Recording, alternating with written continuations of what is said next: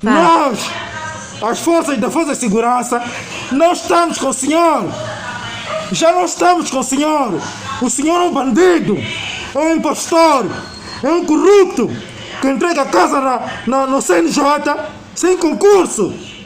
O senhor não tem legitimidade. O MPLA é um partido corrupto. A nível nacional, nós queremos um país bom para se viver, onde não encontramos crianças a vender água fresca de 10 kwanzas. Queremos um país justo.